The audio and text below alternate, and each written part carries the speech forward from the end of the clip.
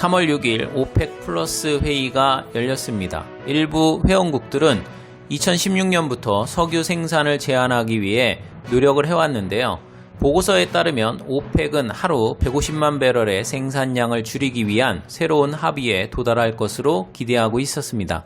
IHS 마킷에 따르면 2020년 1분기 전 세계 석유 1일 수요가 전년 동기 대비 380만 배럴 감소할 것으로 나타났으며 이는 전분기 대비 가장 큰 수요 감소입니다.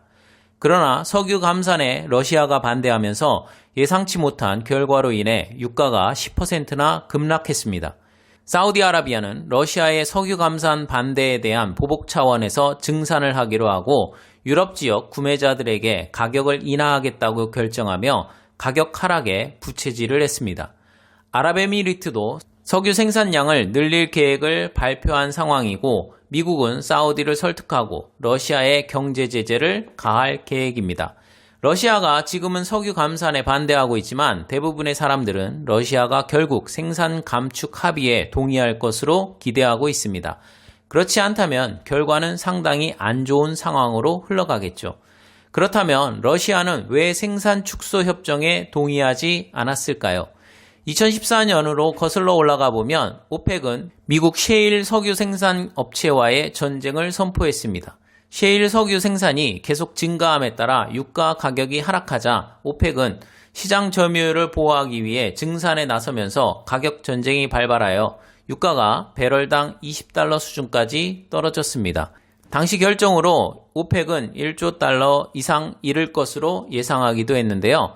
결과적으로 일부 셰일 석유 생산 업체는 파산했지만 대부분의 생산 업체들은 탄력적으로 대응하고 셰일 석유 채굴 기술을 발전시키며 버티자 결국 오펙은 2년 후 유가 상승을 위해 석유 생산 감산을 하게 됩니다. 오펙의 생산량 감산 전략은 유가 상승에 도움이 되긴 했지만 가격 상승으로 인해 채산성을 확보한 미국 셰일 석유 기업들은 지속적으로 석유 생산을 늘리게 됩니다. 또한 미국 셰일 석유 기업들은 셰일 석유 채굴 기술도 비약적으로 발전하며 생산 단가도 기존 $70대에서 $40대로 낮추면서 지속적으로 성장하여 마침내 미국은 석유 생산량 1위에 오르는 기염을 토하게 됩니다. 오펙은 석유 가격 유지를 위해 감산을 하는데 미국은 생산량을 계속 늘리는 정책을 취하자 오펙 회원국들 입장에서는 같이 생산량을 늘리자니 석유 가격이 폭락하고 그렇다고 감산을 하면 미국만 도와주는 꼴이 되는 진퇴양난에 빠지게 됩니다.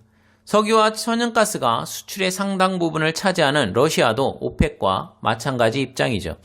오펙과 러시아가 취할 수 있는 유일한 방법은 미국 셰일 석유 생산이 감소할 때까지 감산을 하는 수밖에 없어 오펙의 석유 생산량은 17년 만에 최저 수준까지 떨어진 상태입니다. 이런 와중에 올해 중국에서 발생한 사태로 인해 전 세계 경제가 얼어붙자 빠르게 석유 수요가 줄어들면서 갑자기 수백만 배럴의 초과 생산되는 석유를 처리해야만 하는 상황이 발생합니다. 석유 수출이 국가 재정의 상당 부분을 차지하는 중동 산유국들과 러시아 입장에서는 매우 곤란한 상황에 처하게 된 거죠. 그 결과 러시아는 시장 점유율 방어 전략을 재검토하게 되고 작년 12월 상장한 사우디아라비아의 국영 석유 회사인 아람코는 주가가 상장가인 32리알보다 하락해 3월 22일 28.80리알까지 하락했습니다. 감산을 해봐야 미국 기업들만 배불리는 상황에서 러시아는 이참에 미국 셰일 석유 기업들에게 타격을 가하기로 결정한 듯 보입니다. 러시아가 감산에 동의하지 않는다면 남아도는 석유로 인해 유가가 하락할 것은 뻔한 상황이고 미국 셰일 기업들의 생산 단가인 $40보다 낮은 가격으로 석유 가격이 책정된다면 미국 셰일 기업들의 상당수가 도산할 수밖에 없으며 그렇게 된다면 미국 경제에도 큰 악영향을 줄 수밖에 없습니다. 모건 스탠리에서 발표한 자료에 따르면 저유가로 인해 미국 셰일 업계 기업들이 발행한 3,840억 달러 규모의 BBB 등급 채권 상당수가 투기 등급으로 떨어져 미국 회사채 시장에 매우 큰 악영향을 끼칠 것이라고 전망했습니다. 신용평가사인 무디스는 셰일 업계를 비롯한 미국 에너지 회사들이 2024년까지 상환해야 하는 부채 규모가 860억 달러에 달하는데 이 중 530억 달러는 BBB 등급으로 대부분 투기 등급으로 추락할 가능성이 높다고 전망했습니다. 유가 하락으로 인해 셰일 업계가 위험성에 노출되자 관련 기업들의 대출을 많이 해준 금융회사들도 위험에 노출된 상황입니다. 전문가들은 오펙 플러스의 감산 협의 실패로 인해 유가가 배럴당 20달러까지 하락할 수 있다고 전망했는데요. 실제로 3월 22일 미국 WTI 원유 선물 가격은 20달러 선까지 하락했습니다.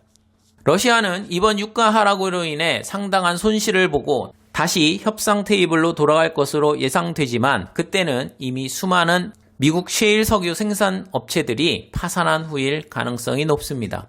저유가가 유지된다면 석유 생산, 운반 및 화학 관련 기업들의 연쇄적인 투자 위축을 초래할 것으로 예상되는데요.